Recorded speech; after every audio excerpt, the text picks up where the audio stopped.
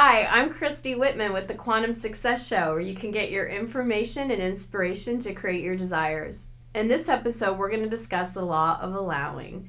There's a misperception that when working with the universal laws, you don't have to take action. And that's absolutely not true. We're both metaphysical beings and we're also physical beings. So we need to do both the inner work and the outer work. So ambition and effort are necessary to attain what we want. And while ambition and effort are necessary for success, they represent only one part of the equation. To create our it and our all in such a way that our success brings us contentment and fulfillment rather than overwhelm and stress, we must learn how to balance the energy of pushing forward and striving with the energy of yielding and allowing.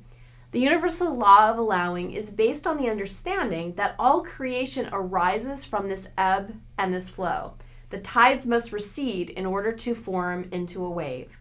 A seed is first pressed deep into the dark, rich soil before it begins its upward journey towards the sun. So too, getting what we want unfolds much more effortlessly and magically when we create it from a place of appreciating what we already have, whereas dwelling on the areas where we perceive there is a lack causes us the contrast. When there is constriction, there can be no allowing. Is it possible to receive something when your hand is clenched tightly? No. To receive, our hand has to be open. What is true of our physical body is also true of our energy body. In order to allow more, we need to expand our container so there's a space to take in more energy. The amazing author, speaker, singer-songwriter Rika Zimmerman, love my Rika, explains the process of opening the energy body as imagining the inside of your body becoming more spacious and expanding the outside edges of your being into the vibrational field of having it all. I love this because it perfectly describes what it feels like to embody the law of allowing. Think about it. There's no such thing as a goal setting in nature. Trees don't strive to reach a certain height. Air doesn't work to be drawn in and consumed by fire. Planet Earth doesn't clock in each day for another shift of orbiting the sun. So how does the universe function then, if not by hard work and willpower? It functions through the phenomenon of attraction and allowing.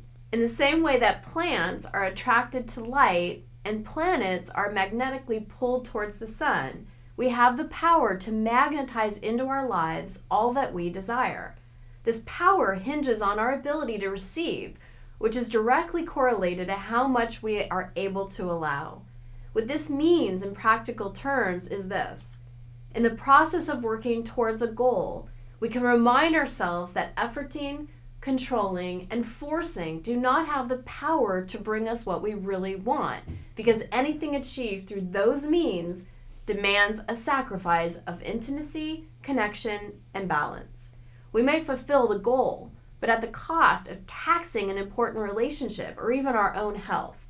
Allowing affects our relationships with ourselves, with others, and with the universe as a whole.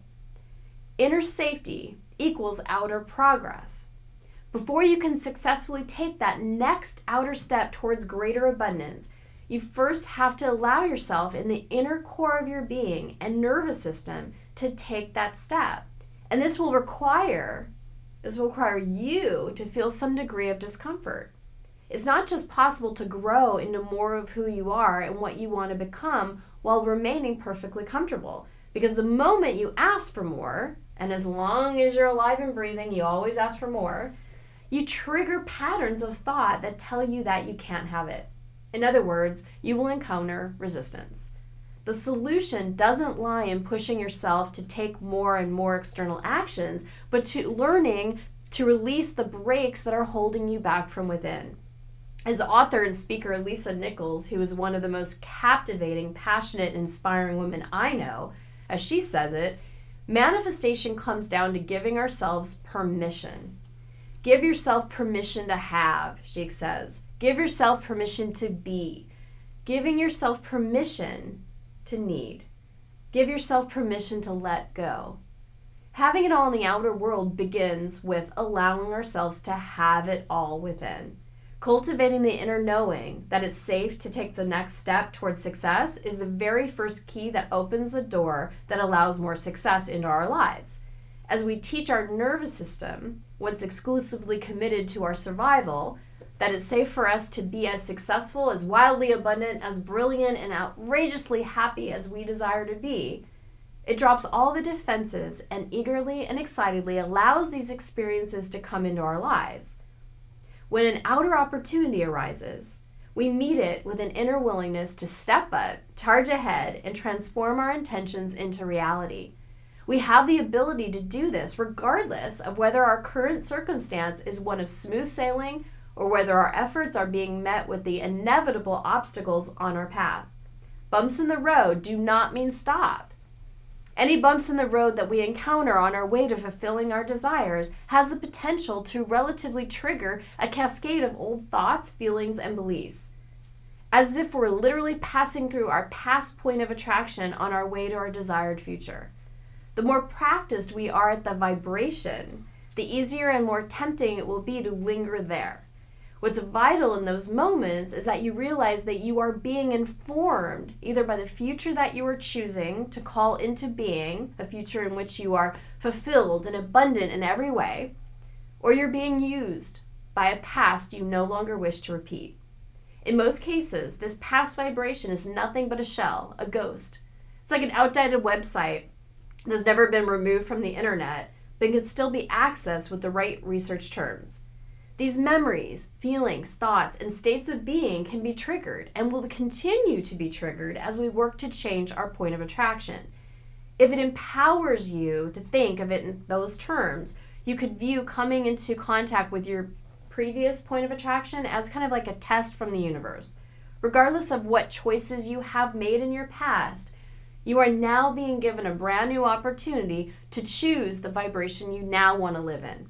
From my own experience, I can tell you that these choice points usually come along when you least expect them. When things are going well and you feel like you're well on your way, and then you've opened up a space within you to allow the beingness in the future to use desire, and then bam, in the space, all manner of things are attracted. A text from the former, empty calorie boyfriend, a tempting offer to stay at the job that you just know drains your spirit. Maybe even the recollection of recent loss or some ancient shame. The saying, nature abhors a vacuum, speaks directly to this phenomenon. The more space you clear out inside, the more attractive you become to the entire spectrum of possibilities available to you. However, unlike in times past, now you're attracting deliberately because you've decided the vibration that constitutes your it and your all. You now have the opportunity to align with and embrace and amplify every single instance of that new frequency that manifests in your life, whether it comes in the form of a new friend, an intriguing business opportunity, a sign of serendipity, or even a song on the radio, and to gently thank and then release everything that falls outside of your now selected frequency. Those lower, slower vibrations still catch your eye, and I assure you, they will. And there will be an emotional intensity to them that may be difficult to ignore. My advice? Don't ignore them. Allow them in. The thoughts, the feelings, the beliefs that once constituted your dominant state of being and point of attraction are like old friends that you've just simply outgrown. There's no animosity, no need to hold a grudge. When you bump into these frequencies, and no doubt because you are up to something that flies in the face of them, simply acknowledge them. Allow yourself to feel what it's like to revisit them, and then shift your focus to what you want now. The key is to breathe deeply and to offer yourself compassion for once having been a match to that vibration.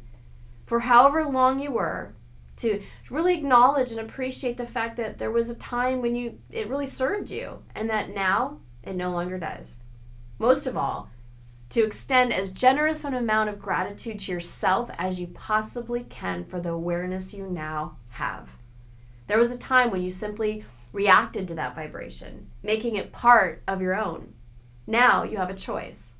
As you learn to embrace rather than suppress uncomfortable feelings, to allow them rather than resist them, you literally reprogram your nervous system and alter the way you respond to life and the way life responds to you. So call to mind any area of your life where you're in a state of resistance. Maybe some place where you have a chronic complaint, or where your viewpoint isn't one of it shouldn't be like this. So reflect on the details of the situation as it exists in the moment, and to see if you can allow yourself to accept it as it is. Remember that accepting does not mean you approve of it or that you don't want it to change. It simply means accepting what is in this moment. Just give yourself permission to think and feel about it the way that you do without trying to minimize your feelings or pretend to feel anything differently.